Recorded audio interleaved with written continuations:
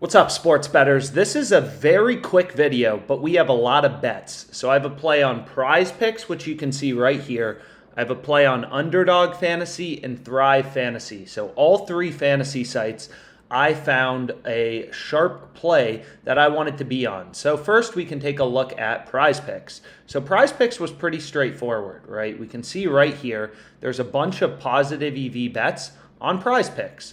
So when you're playing a 4-pick power play, so we're betting 100 to win 1,000, you'll notice on PrizePicks, your implied odds are minus 128. So when we're betting 4-pick entries on PrizePicks, we need to be looking for value to minus 128. So what I ended up finding is this was the best one. We have Cal Macker over 2.5 shots on goal. We're getting this in a 2-pick entry, or a 4-pick entry, I apologize, at minus 128, right? So minus 128 is the implied price for a 4-pick power play on PrizePicks.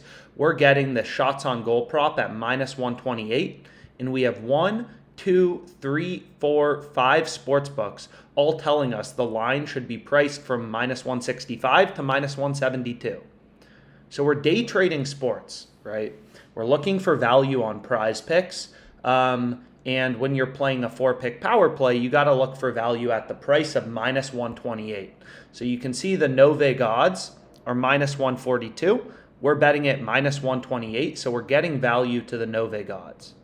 Long story short, when all the sports books are pricing something as a minus 170 favorite, and you can get it in your PrizePicks entry at minus 128 in a 4-pick entry, that seems pretty good. Also would be good in a 5-pick flex. Even in a 2-pick entry, this would be pretty good at minus 137, right? So 2-pick entries, you're getting worse odds on PrizePicks, worse implied odds. So the first play I went with is right here. Next play I went with is Nerfy. So I ended up taking under half of a total run in the first inning. The Nerfy, again, it's at minus 128, and you'll see all the sports books have it priced from minus 130 to minus 175. So there's some variation in the market, but it's still positive EV. The true odds are minus 135, and we're getting a lot of value in a 4-pick power play at minus 128. So then I also have Jamie Benn over 1.5 shots on goal, playing at minus 128. All the sports books, have this priced from minus 145 to minus 158. So just looking for value, right? And then the final play I actually ended up going with is Zach Wheeler over 4.5 strikeouts. So 4 picks, minus 128 implied odds on all of them, getting a ton of value in each play. So next we can head over to, let's take a look at this. So I found a huge arbitrage bet, as you can see right here on ThriveFantasy. So what you'll notice is ThriveFantasy was setting Herbert's rushing yards line at over under 49.5 yards. Right? So every sportsbook has his rushing yards line over under 39.5. On ThriveFantasy, as identified by this arbitrage bet, their line is at 49.5. You can see Bet Online, they have his under 37.5 rushing yards at minus 120. We got under 49.5 rushing yards at minus 111 implied odds. So we can take a look right here. I actually have 2 picks, which you'll see is right here. So I have Herbert under 49.5 rushing yards, and then I also have Curtis Samuel under 49.5 receiving yards. So again, OddsJam is all about, taking kind of these millions of lines on ThriveFantasy. So I hit this play for 1,000, but OddsJam basically is just taking all this data, right? Taking all these lines and making it more actionable, right? Showing you where the value is. So you can use a bunch of different tools, which you should start to understand, like arbitrage betting is when sportsbook odds are so different from one another that you can bet on the over on one sportsbook, the under on another sportsbook, and make a risk-free profit. So they're big line discrepancies. Like here, you can see, Oklahoma State first quarter money line is plus 115 on DraftKings. Pinnacle, the sharpest bookmaker, they have Kansas State first quarter money line at minus 109. So if you had both sports books, if you were in Canada and could bet on both sports books, you could bet Kansas State at minus 109, betting 109 to win back 100 in profit. And you could bet on DraftKings on Oklahoma State at plus 115, betting 100 to profit 115 and make a risk-free profit. So it's not like there are a lot of arbitrage bets. Like you can see right now, there's some between DraftKings and Pinnacle, but there's probably only 15 arbitrage bets in my location. And you can see even just for one soccer match, how many different markets there are. So it's not like arbitrage bets are common. It's just sportsbooks, out of the millions of odds they kind of have on their site. This is literally just one NBA game, all the player props. They can't always keep everything in check, right? They screw up occasionally. So OddsJam takes these millions of odds, updates them in real time to show you, hey, here's where the value is, right? So we had Wheeler. Here's the Wheeler play. So we had Wheeler over 4.5 strikeouts. So there was another good play on Thrive, but I missed it. Valdez over 5.5 strikeouts. But regardless, this play on Herbert was clearly pretty ridiculous, right? Every sportsbook has his rushing yards line at over under 39.5 yards. We're getting under 49.5. We're getting 10 yards higher than the entire market, and we're getting 12 yards higher than Bet Online, right? PrizePicks has this guy's rushing yards line, so if we go over, it's pretty crazy. They have his rushing yards line, at 37.5. Like all the other sportsbooks in the market, we got under 49.5 for $1,000. So that's pretty ridiculous. I would have bet more on it, but they limit you on players to only $1,000. So under 49.5 is definitely the play of the day.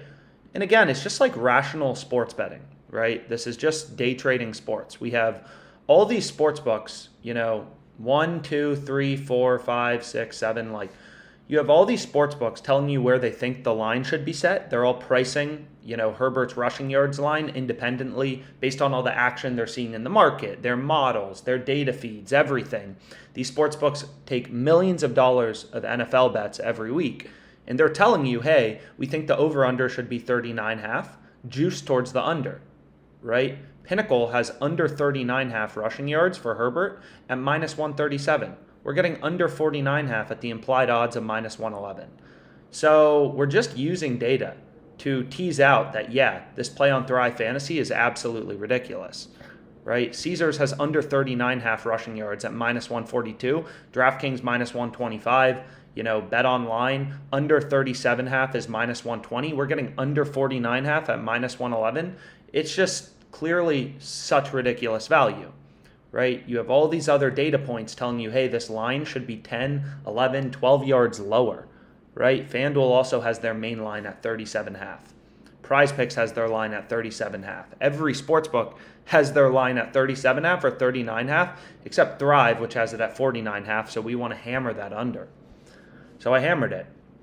Finally, I have some plays on...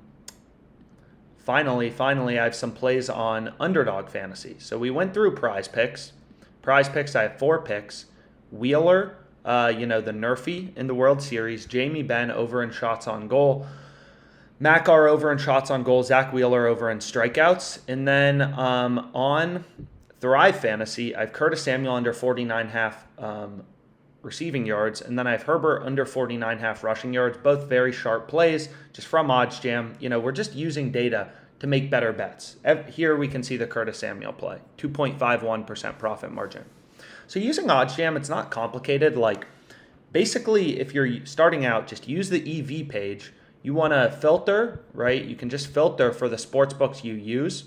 So here we can see 1, 2, whatever the main sports books you use are, you can put in here. And then if you're playing on Underdog Fantasy, in a 5-pick or a 3-pick entry, you're getting minus 122 implied odds. So you just want to find the 3 best picks, the 3 highest profit margin picks.